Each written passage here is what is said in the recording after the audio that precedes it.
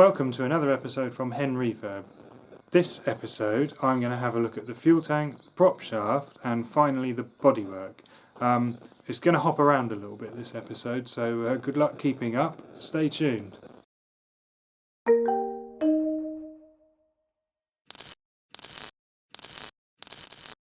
I've got the straps that hold the fuel tank to the chassis here. Basically just going to give them a quick clean and a repaint, and then actually have a look at the fuel tank itself after that, which is going to need a bit of work in places, but not too much. It's not too bad. It's more of a clean up, to be honest, because it's had some major stuff done in the past and it is holding fuel fine, so I just want to have a closer look at it and inspect it. Okay, so here's the brackets, cleaned up, sandblasted and split apart, ready to repaint, and the 4 nuts over there.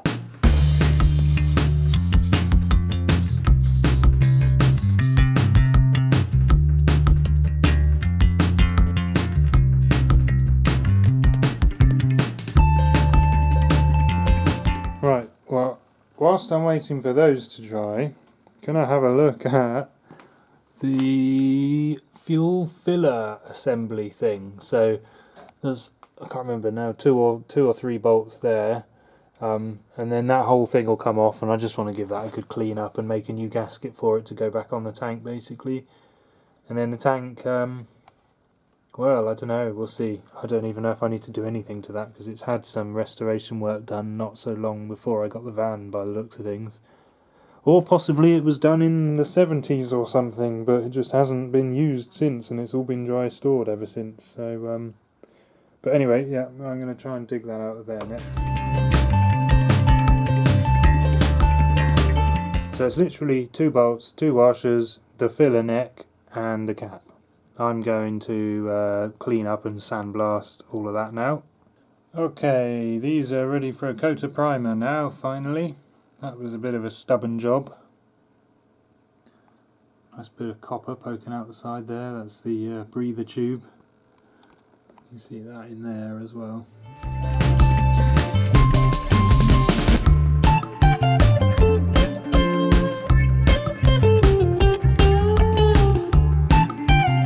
Right, the next thing I've got to show you is the fuel tank. This fuel tank, it's had some repairs in the past, so underneath you'll see a couple of patches, but I'm just going to attack it with an angle grinder, brush off all the rough old paint and flaky bits, and there's just a bit of surface rust. I don't think it's been, well, it might have been a long time ago that it was restored, but the Dodge has been dry stored ever since, so yeah, I just want to give this a clean up and a paint job.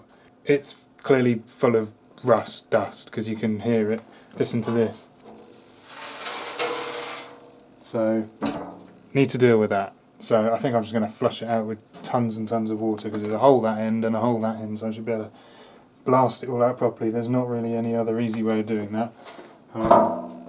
And then as long as it dries, at the moment the weather's pretty good, so it's warm, so it will dry in no time, especially if I leave it out in the sun. So I'm just going to take off any remaining fittings and whatever that is. I think I just put that on there to keep the fuel from filling up with dust actually that was in there, but it's I've since used all the fuel that was in it for other purposes like running engines, whatever, and the rest of it's evaporated out, so it doesn't even smell of petrol in there anymore. And so here you can actually see the repairs. There's one plate here which I'm pretty sure is a piece of steel.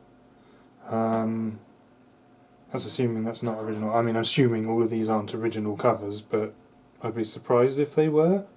But I guess I don't know for certain without finding out from someone else. And then this plate is actually made of brass that's been brazed on. So, and then that's clearly been either brazed back in there, unless this is an original plate from where the thing was assembled or something. I'm not 100% sure, but either way, it all needs cleaning. And the only thing I do know is that it does not leak at all. It never leaked when we have fuel in it at all. So yeah, and there's just a lot of silt that comes down the fuel line, which is no good. So I've got to get that nice and clear, and then we're all good.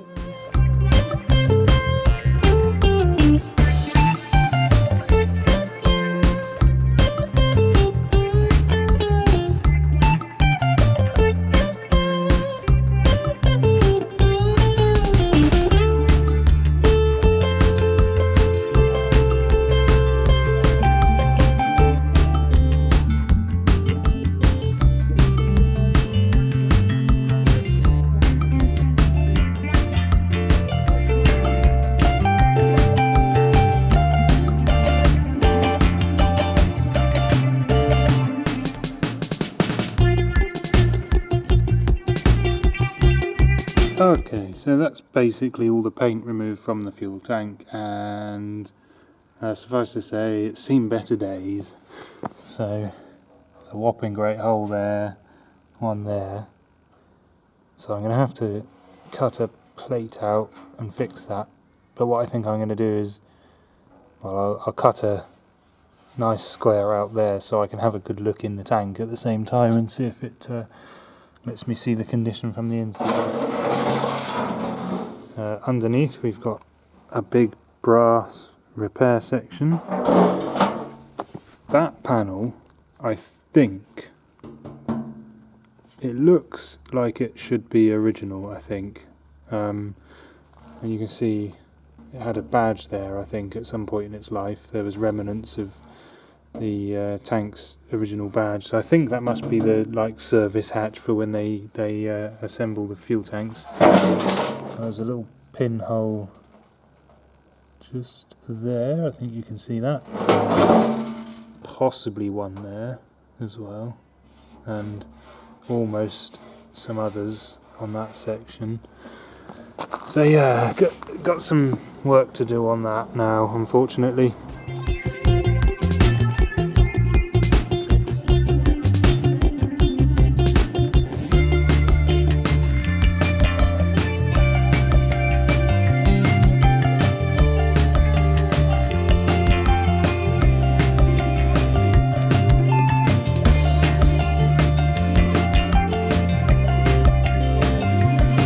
Right, first things first, sorry about the wind today, it's extremely windy, stupid storms going past or something like that. Ages ago, I started looking at the prop shaft, started trying to restore it, and I got a little bit stuck and gave up. So I'm going to show you where I got to and what I'm going to do about it now, because I need to restore the prop shaft, because I've got the engine going now, so if I connect the prop to the wheels, I'll be able to drive that chassis. I don't know if I'm going to actually try it yet or not, but I should be able to at least spin up the back wheels and check the running gear over and whatnot. So here we go. The prop shaft. So I'm going to show you, well, this is what it looks like now.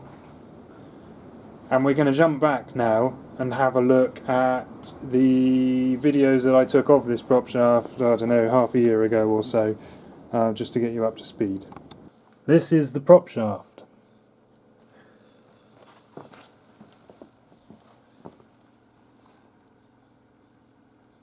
So as you can see, it's real grimy. So I think the first call is going to be just to strip it down and get everything clean so I can work out, you know, what we're doing condition wise. As far as I know, there's nothing major wrong with it. These gaiters, which I believe are leather, are completely knackered, so at some point, oh, it's thundering outside, at some point I'm going to have to look at making a new set of these, I think, so I'll buy some leather in and stitch it all up.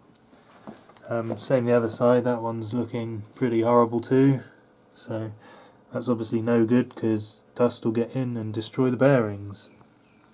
But otherwise, yeah, just going to strip it down and clean it and have a look at everything.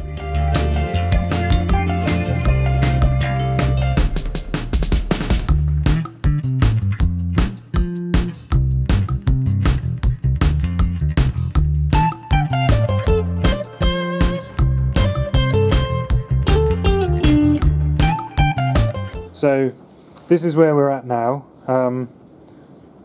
Half a year ago I abandoned it. Since then I've just basically given it a soak in the parts washer, cleaned all the paint and rust off of this, and I'm basically going to try and very carefully unstitch these leather gaiters or covers or whatever you want to call them off. I need to take them apart so that I can work out how they're made and make new ones. But I'm not going to do that yet. I'm just going to restore the prop without these fitted for the time being, and I'll put these in a storage for later, because I'm trying to get the bulk of the Dodge sorted, and little jobs like gaiters, which aren't very important, can be done at some other time, basically. So yeah, I'm just going to give this a good old clean and paint it, stick it back on, basically.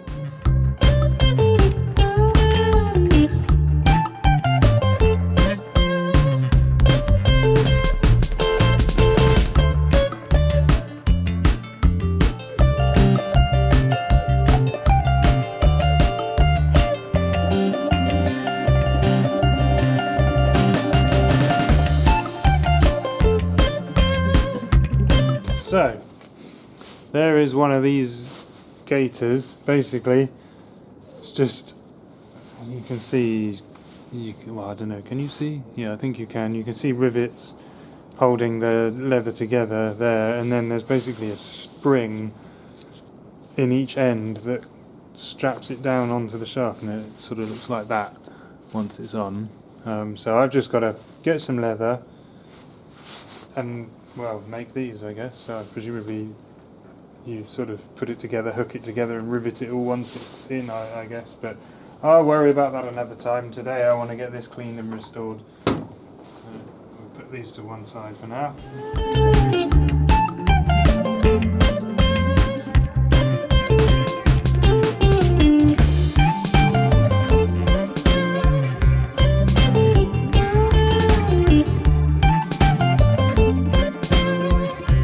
Right, well, I ended up going proper old school on this. So I used the nasty great spinning wire wheel of doom in the angle grinder and a ton of emery cloth, this stuff, to basically completely clean and sand out the rust. This thing's too big for the sandblaster, and I ended up doing it this way anyway. It seemed to work very well, and what I've got now is a bit of rust remover gel, which is soaking into the very deep pores where I couldn't get to and destroying all of what's left of any rust spores or whatever you call them, so that hopefully it will not rust through the new paint when we come to paint it. So I've just got to leave that on for a few hours and then I will paint it. Otherwise it's all good, and the end pieces have come up really nicely. They're lovely and clean inside and out, which is good. So yeah, I'm happy with that. Okay, I've got a quick update for you. All of the body parts, that's the wings, the bulkhead, the windscreen frame, side skirts, some odds and ends brackets, the surround for the radiator, and the fuel tank, I've decided to have them sent away and sandblasted properly. Reason being is because England is currently just looking like this. I don't know if you can see, but it's pretty soggy, and at the moment it's what is it, somewhere through March, I think, halfway through March. It's the 16th.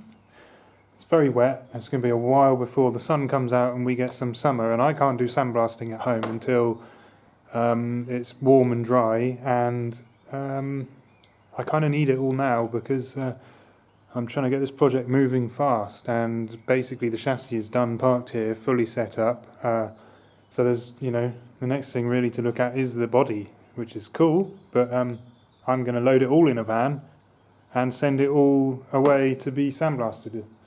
And that'll be about, 2 weeks, and I should see it back all clean and etch primed and looking much better, ready for me to work out what bits need repairing. So we've got a wing there, bulkhead, some brackets, that big black bit's a side skirt, windscreen frame, that is another wing upside down, that's the radiator surround along with a front wing, there's a fuel tank there, this is a sort of front apron thing that goes behind the front bumper, another side skirt there, and then the other big wing is hiding behind. So yeah, that's basically that. I'll show you what they look like when they come back, hopefully less rusty. Right, well, about 2 weeks have passed and I now have all of the bits and bobs for the body back from the sandblasters, so take a look at all of this. We've got wheel arches, bulkhead, front wings, radiator surround, the windscreen surround, and a load of bits and bobs down there. But it's just interesting to see how it all goes together. You've got these little brazed on plates, which is where the little side lights sit on the top of the wings, and then there's some absolutely ancient old repairs down here that have been done. I don't know, they must have been done, they would have been done at least in the 60s or possibly earlier, because you can see things that have happened in the past from photos and whatnot, and various information I've got from previous owners.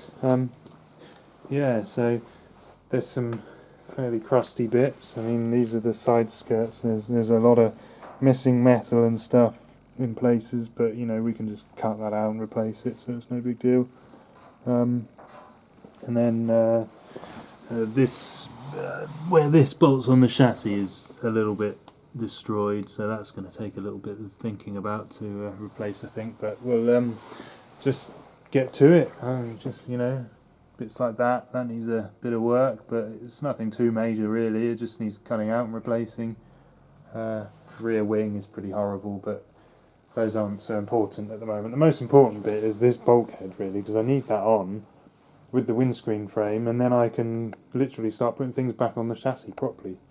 If I can get this restored nicely, you know. So yeah, I'm gonna start.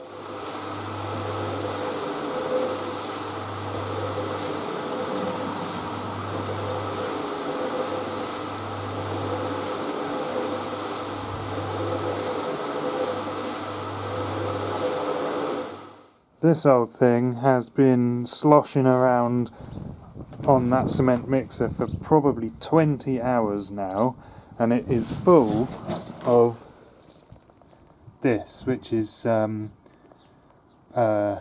silicate sand, which is quite large and also quite small in size, so it should do a good job of getting into all the pores and also beating off all the hard bits. Now we're going to take this cover off and pour out the contents and see what it has done. There is a rust cloud coming out of the tank now. Look up there. One annoying thing though with all these panels and all the painting that I'm going to have to do soon is that it appears to have suddenly gone straight back to winter again. It was getting really warm and now it's like 2 degrees outside or something, which is lovely. So next episode I'm going to have a look at all of these panels. So that brings us to the end of this episode. I hope you enjoyed watching. If you've got any questions or suggestions, pop them in the comment section below. Otherwise, see you next time.